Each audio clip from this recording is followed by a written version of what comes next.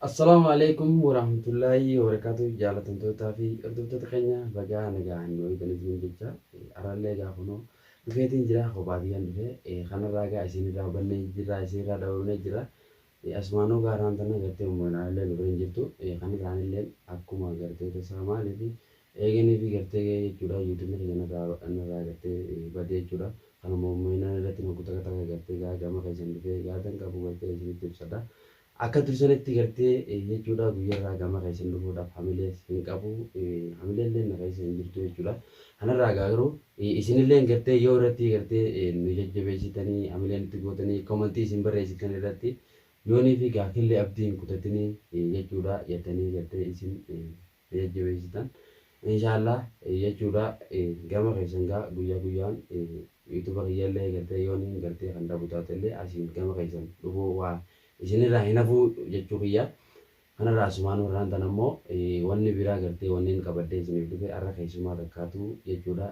Na bira gartee dhufee walumaanuu agarraan isinin jaa. Itti aansuudhaan ammoo wanni biraa wadhaamsiniin hin qabu. Maaliif yoo kanan jettan taate na keessummaan har'a killee bira dhufutti jirtu kami yoo kan jettan taate nammoo isinuu beeytanii yoo beekuu baattan garuu namuma gartee amma lafaa kaa jiru jechuudha. Isinillee yoo warreen gartee duraan hin beeknillee baruu dandeessanii kanarraa gaa hogguma gartee namni gartee duraan gaa qabee kun beeka jedhi yaada hogguma isin dhuftee maqaa isiitiis isinii gaafadhee kanarraa gaa waan isin dhufteefillee walumaanoo kan dhageenyi isin ija Oromootiyaa inshaallah mee viidiyoo tana hanga dhumaatti nu faana tura ni jajjabeessaa laayikii sabskiraayib sheer godhuudhaan nama hedduu biraan gahan isin ija Oromootiyaa akka gartee anillee gama keessan deebi'uu dhaamsi kiyyaa kana fakkaataa hanga dhuma viidiyoo teenyaatti nu faana turaadhaan isin jaa. Sena. Ana. Sena. Assalamualaikum. Waalaikumsalam. Sena. Akkam. Nagaan. Jirtu. Jira wallah. Sena ta'a jira wallah. Ummahanaan hoo. Ummeenaan nama bira kutte. Nagaa qabdi. Nagaa qabdi wallah. Fayyaa qabdanii hayyaa taa'een jira. Fayyaa.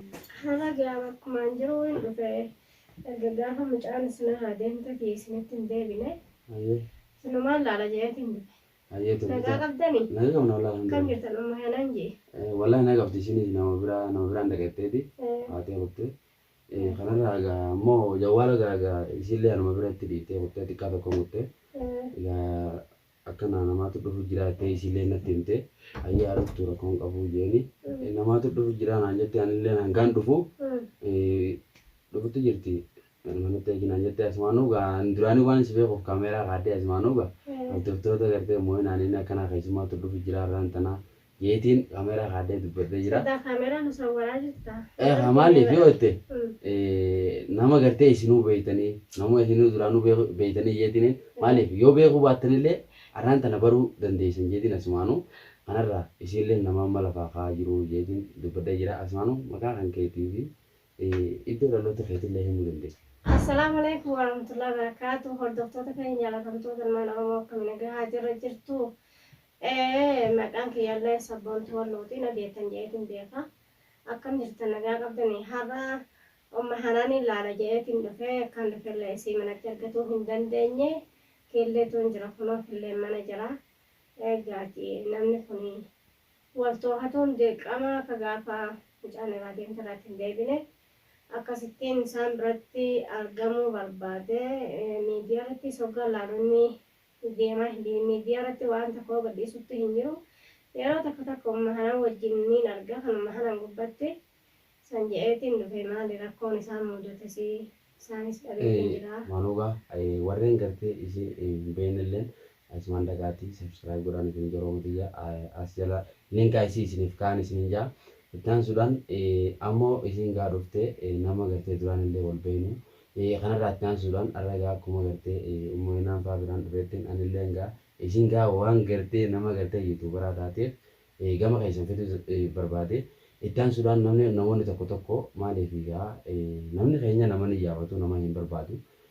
Kanarraa itti dhiifneetuma jechuudha bakka hokkuu takka ol baanee akkuma ati deemuun tana kaafte sanitti kanuma naannoo irratti jechuudha ol baanee waan gartee nu mudate haala keessee hunda isaanumaaf jechuudha.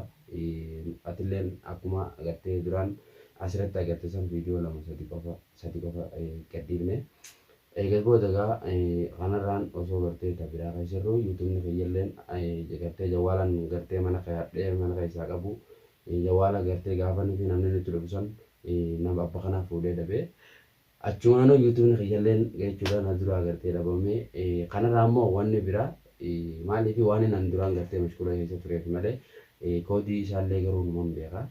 YouTube kan jawaalli sana jalaa fudhatamee jira. Jawaalli neelaa fudhatanii eegas booda namni illee shari'aa gartee keessa ni jirti kaasanii cufaadha.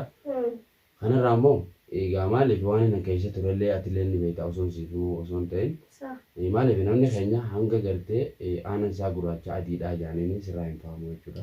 Kanarraa wanni gartee hamilee na jabsee jechuudha karuma yuutuubaatu as siifuu naqutee kan hunda jechuudha caalna godhe waan biraa osoo hin ta'in YouTube fayyaa sichanan dhabe inshallah rabbiin jee maaliif nan deeffadha jeetiin abdii qaba kanarraa gaa maaliif namni tokko dhugaadha gaafa san kootii itti godhadha nuun hin beeka garuu immoo hongooyyaa waan hin qabadde hunda kootii isaa hunda achi keessatti hin qabe jechuudha amma garuu kootii isaa san jechuudha nin deeffadha jeetiin yaalitti jira inshallah rabbiin na deebisuu jeetiin abdii qaba kana fakkaataan jaagaa inshallah rabbi wajjin nu biratti argamtee isin jaa asumaanuu gaa dhuftee nu laaluu kati baay'ee takka galatoomii namni akka keessatti jechuudha dhufee jechuudha nu jajjabeessee kan gartee komantii irratti illee du'aa nu godhanii nu jajjabeessanii hedduutu jira garuu immoo wanni namni gartee komii qabu ijoolleen gartee jechuudha asirratti ol beenu hedduutu jira yuutuubarilleen takka har'a filleen eessatti badiyyee namni na barbaadee jiru anillee ol bee garuu hanga har'aan tana takkaa dubbaddeetti illee hin beeku kanarraa gaa Rabbiin jemala hin taane. Taatu rabbi jemala abshir wanni hundinii ta'a. Wanni hin taane hin jiru jabdu fayyaadha. Fayyaa yoo qabaatte ilmoos boru rabbi si kenna. Harki rabbii bal'aadha.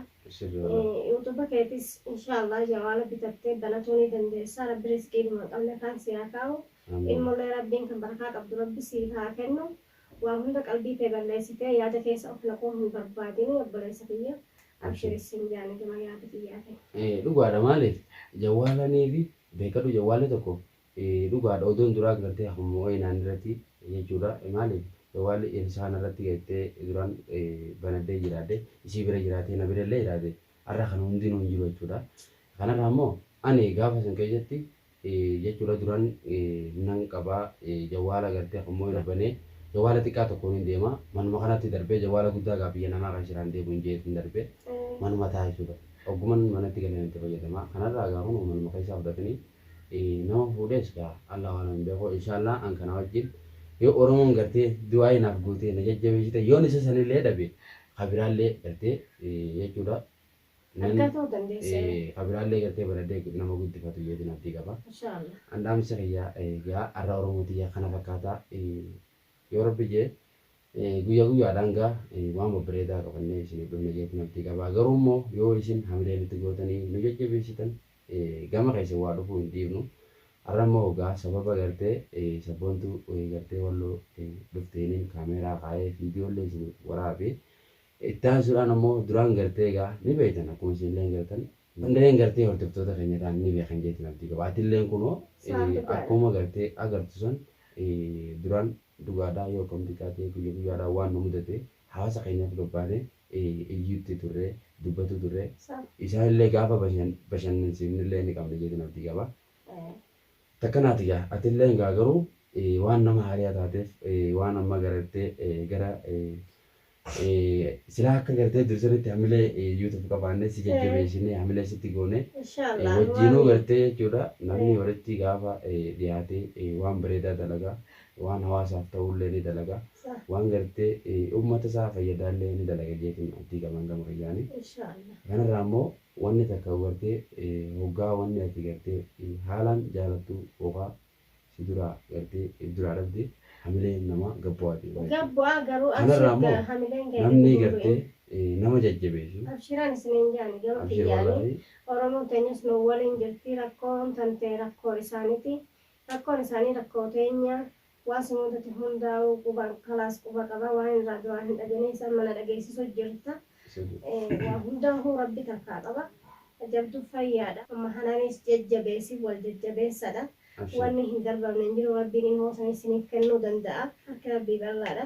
Sillamee yoo jajjabeessitanii sabni keenyas kanas gubbannoo arganis siin jajjabeessan wanta karakkoon jiru wanni hundi ni argama ni dhabama. Sirri. Fayyaa rabbis ni haa kennu malee. Abshiraan isiniin jagama kiyyaan yaanni kiyya kana.